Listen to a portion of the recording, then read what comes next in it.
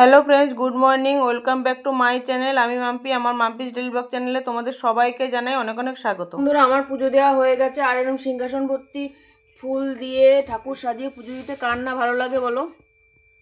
তো পুজোটা দিয়ে নিলাম আর এখন প্রায় 11টার কাছাকাছি বাজে। এখন একটু সকালবেলা রুটি তরকারি খাবো, খেয়ে তারপর রান্না বসাবো। আর আজকে কী কী রান্না করবো চলো তোমাদের দেখিয়ে দিই।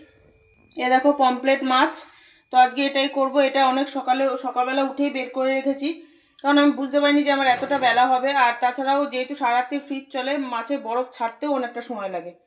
তো এটা তো ভাবছিলাম সর্ষে বাটা দিয়ে করবো, আর পমপ্লেট মাছ আনলে সাধারণত আমি সর্ষে বাটা দিয়েই করি, কিন্তু আজকে আমার বর বললো যে সর্ষে বাটা দিয়ে করতে না, সর্ষে বাটা খেলে নাকি ওর গলাবুক জ্বালা করে, মানে অম্বল হয়ে যায় আর কি।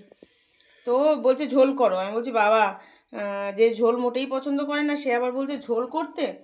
তো ঝোল করব না, এটা ওই পেঁয়াজ রসুন দিয়ে বেগুন দিয়ে মাখা মাখা করে করব। আর করব একটু ডাল আর বরবটি আলু ভাজা, এই করব, আর কিছু করব না আজকে। তো সঙ্গে থাকো।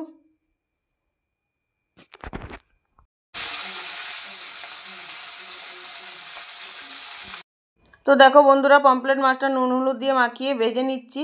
আর ভাবলাম যে বরবটি আলু ভাজা করব, তো ওর বাবা বলে বরবটি আলু ভাজা না, একটু ঝোল ঝোল করো। তাই আমি ভাবলাম যখন ঝোলঝোলই করবো তাহলে একটু ডিমের ভুজিয়া করে বরবটি আলুর মানে মধ্যে দিয়ে একটু চচ্চড়ি টাইপের করলে ওটা খুব টেস্টি হয়। আগের দিন করেছিলাম, তো ওইটার কথাই ও বলছিল। তো সেই জন্যই একটু ডিমের ভুজিয়া, দুটো ডিমের ভুজিয়া করে নিলাম। আর তার আগে যেহেতু পটল ভেজেছি, তো পটল ভাজার তেলে ডিমের ভুজিয়াটা করার জন্য ভুজিয়াটা একটু কালো কালো হয়ে গেছে। আর দেখো মাছ করব বলে বেগুনগুলো কেটে নিয়েছি, লম্বা লম্বা করে বেগুন কেটে নিয়েছি। আর এদিকে পেঁয়াজ আর বরবটি আলু আর কাঁচা লঙ্কা দিয়ে একটু ভাজা ভাজা করে নেব। তারপর জল দিয়ে বরবটি আলুটা সেদ্ধ হয়ে গেলে নামানোর আগে দিয়ে ডিমটা দিয়ে আর একটু নামিয়ে ধনেপাতা দিয়ে নামিয়ে দেবো। তো এটা খুব টেস্টি হয় খেতে, রুটি দিয়ে ভাত দিয়ে দুটোই খুব ভালো লাগে খেতে। আর এদিকে দেখো ভাতটা বসিয়ে দিয়েছি, আর যেহেতু আলু সেদ্ধ দিয়েছি সেজন্য হাঁড়িতেই ভাতটা করলাম। সঙ্গে থাকো। তো দেখো এদিকে ভাজাভুজিগুলো কমপ্লিট করে বরবটি আলুর তরকারিটাও নামিয়ে নিয়েছি। সবার লাস্টে মাছের ঝালটা বসালাম।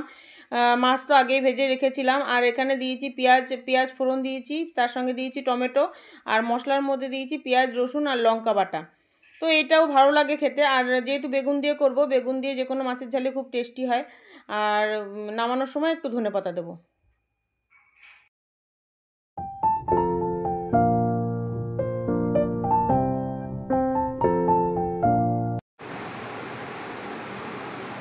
তো দেখে নাও বন্ধুরা আজকে কি কি আছে মেনুতে। এই যে সাদা ভাত, আর ভাত আজকে যেহেতু হাঁড়িতে করেছি আর আলু সেদ্ধ দিয়েছিলাম ভাতের মধ্যে, সেই জন্য ভাতটা ঢেলে নিয়েছি, নাহলে আলু বের করা যায় না গরম ভাতের থেকে।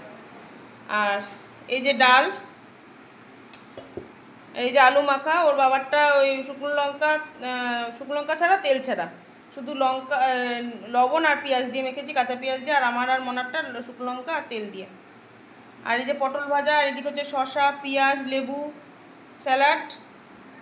আর এই যে পমপ্লেট মাছের বেগুন দিয়ে ঝাল, এটার মধ্যে পেঁয়াজ রসুন লঙ্কা বাটা আছে। আর নামানোর সময় ধনেপাতা দিয়েছি, টমেটো তো আছেই। আর এটা করেছি বরবটি দিয়ে আলু দিয়ে ডিমের ভুজিয়া করে একটা মাখা মাখা তরকারি, এটা রাত্রে রুটি দিয়ে খাওয়ার জন্য।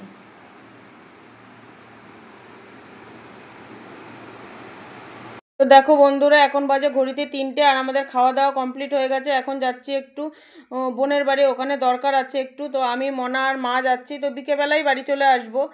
আজকে যাওয়ার ইচ্ছাটা ঠিক ছিল না, কারণ কি দুপুরবেলা ভাত খাওয়ার পরে একটু ঘুম ঘুম করে মনটা। আর বাইরে ভীষণ রোদ, ওই জন্য ছাতাটা নিয়ে নিয়েছি। আর এই যে মনা, তো সঙ্গে থাকো। আর এই দেখো বাইরে কতগুলো জামা কাপড় কেচেছিলাম, সেগুলো মেলে দিয়েছি, সেগুলো আর তুললাম না, কারণ শুকায়নি, কেচেছি অনেকটা বেলায়। যেহেতু ওর বাবা রয়েছে, ওর বাবা সন্ধেবেলা তুলে দেবে, আমরা সন্ধ্যের মধ্যে বাড়ি চলে আসবো।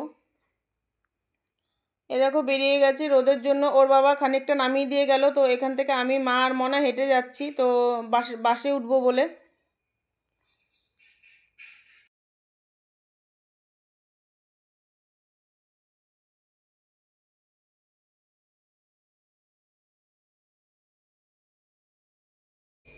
শুভ সন্ধ্যা বন্ধুরা, দেখো বোনের বাড়ি থেকে চলে এসেছি, চলে এসে মনা সন্ধে দিল, আর আমি চা করলাম। তো আমাদের চা খাওয়া হয়ে গেছে। তো চা খেয়ে রুটি করার জন্য রাত্রিরে আটা মাখিয়ে নিচ্ছি। আর আটাটায় যেন পিঁপড়ে ভর্তি হয়ে গেছে, তো পিঁপড়েগুলোকে বার করার জন্য, মানে পিঁপড়েগুলোকে বেছে ফেলার জন্যই ছাকলাম। তো ছেঁকে দেখছি, দেখো কি অবস্থা আটার মধ্যে। মানে ভাগ্যিস পিঁপড়ে উঠেছিল তাই ছেঁকেছিলাম, নাহলে পোকা শুদ্ধই আটা মেখে